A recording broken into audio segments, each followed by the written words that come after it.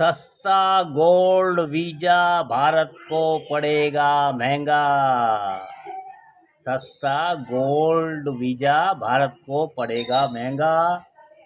आकाश चोपड़ा जी का लेख है दोस्तों। मुस्लिम देश संयुक्त अरब अमीरात ने अपने वीजा संबंधी नियमों में बड़ा बदलाव किया है। इसमें भारतीयों के लिए गोल्ड वीजा पाना आसान हो गया है।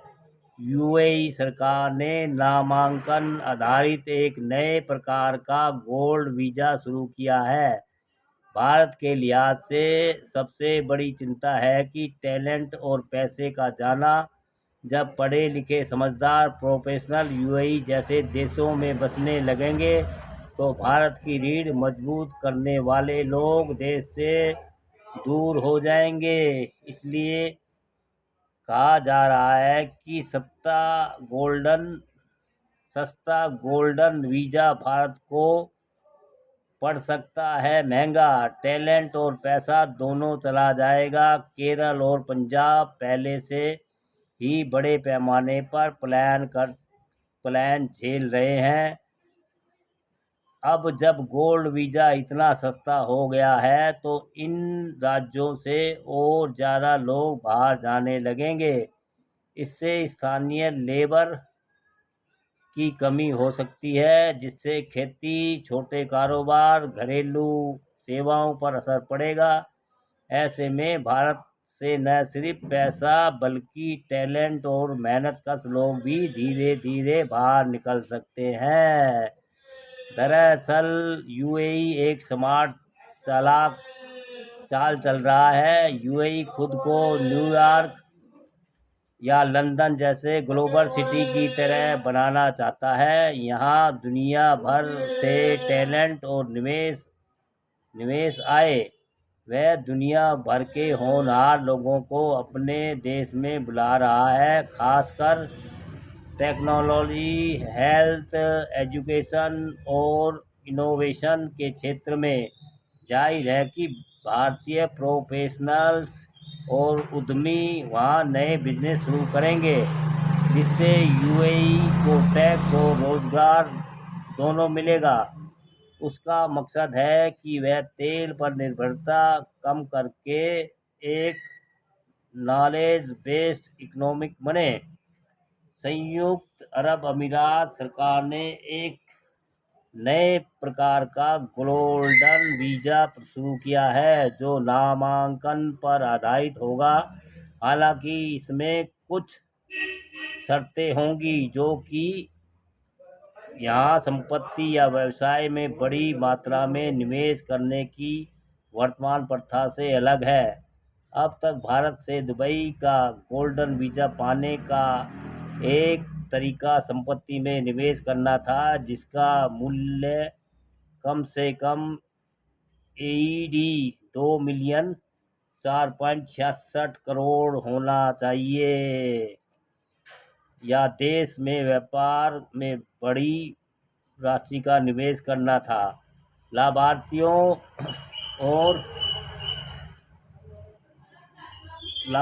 और प्रक्रिया में शामिल होंगे। ने बताया कि नई नामांकन आधारित वीजा नीति के तहत भारतीय अब एंट्री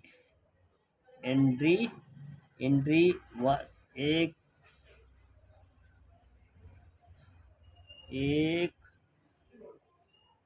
लाख हजार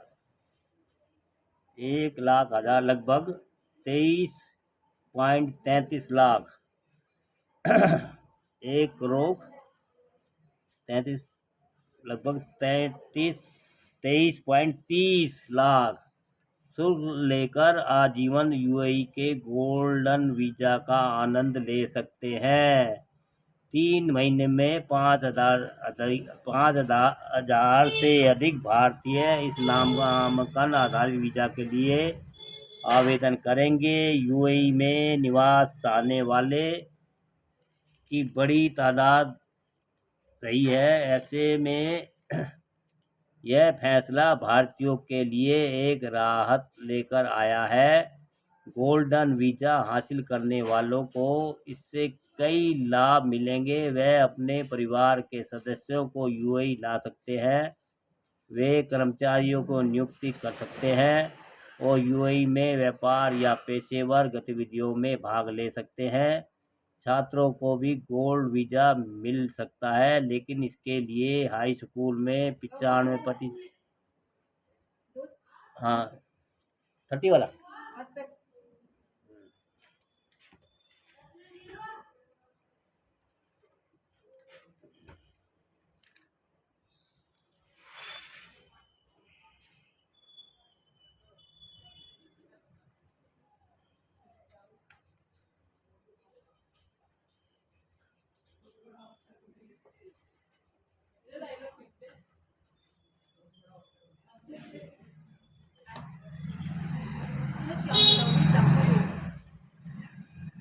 थर्टी 50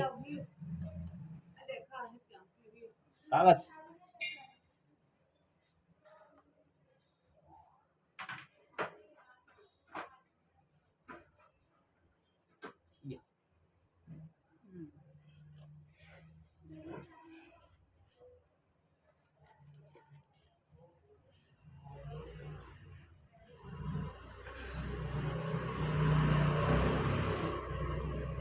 $95 प्रतिशत से ज़्यादा नंबर या यूनिवर्सिटी में बहुत अच्छा जीपीए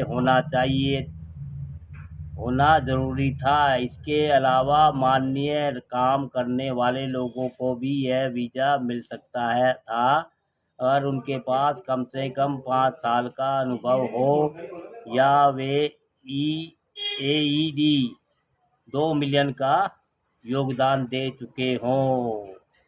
इसलिए वीज़ा के परीक्षण के प्रथम चरण के लिए भारत और बांग्लादेश को चुना गया है तथा भारत में नामांकन आधारित गोल्डन वीज़ा के प्रारंभिक स्वरूप का परीक्षण करने के लिए रियाद ग्रुप नामक कंसल्टेंसी को चुना गया है। यूएई सरकार की पहल और इस वीज़ा के लिए पहले देश के रूप में भारत का चयन भारत और यूएई के बीच मजबूत व्यापारिक, सांस्कृतिक और भू-राजनीतिक संबंधों को दर्शाता है, जो मई 2022 से प्रभावी दोनों देशों के बीच व्यापक आर्थिक साझेदारी समझौते सीईपीए के बाद और मजबूत हो गए हैं।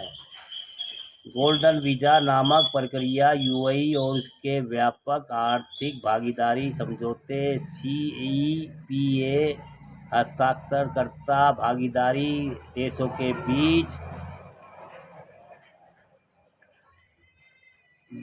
बीच एक समझौता है। यह एक कितना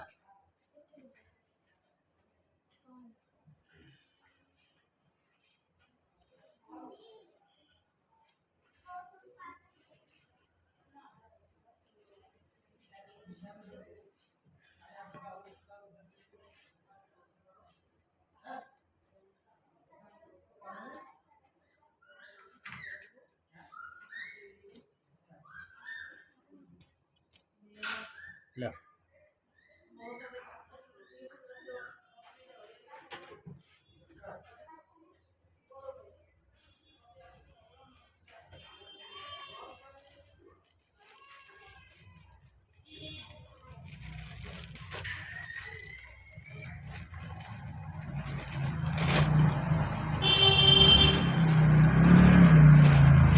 ले बेटा।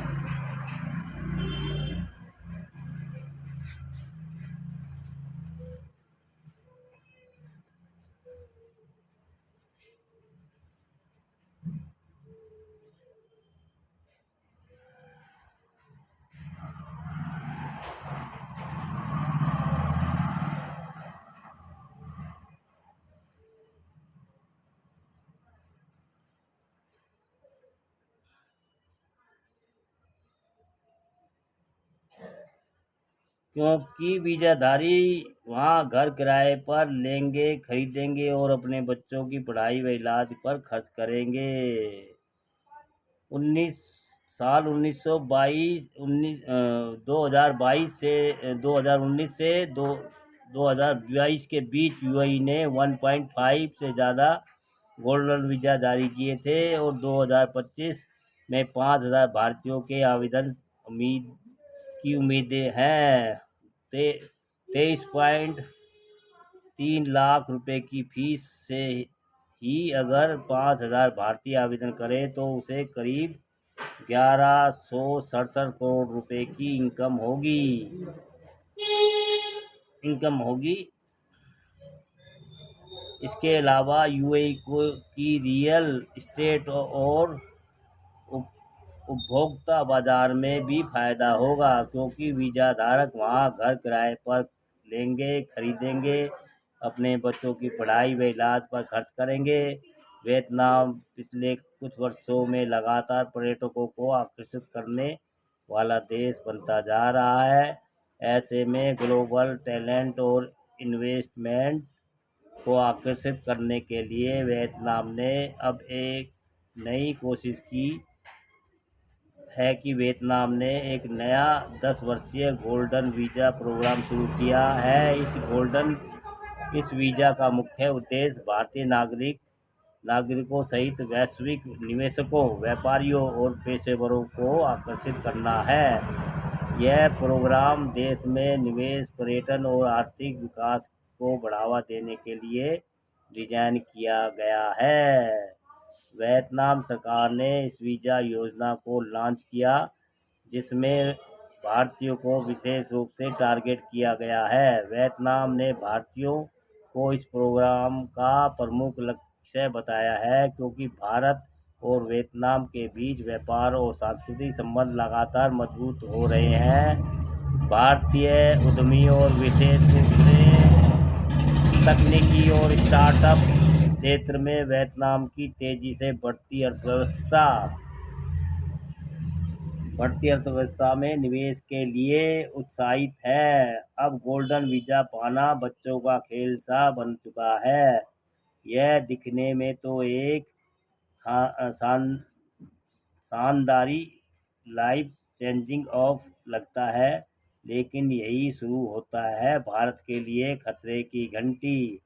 ऐसे में भारत की सरकार को ऐसी नीतियां बनानी होगी जिससे लोग भारत छोड़ने की बजाय यहीं रहकर काम करना पसंद करें, जैसे कि टैक्स सिस्टम को आसान बनाना, नौकरियों के मौके बढ़ाना और जीवन स्तर में सुधार होगा।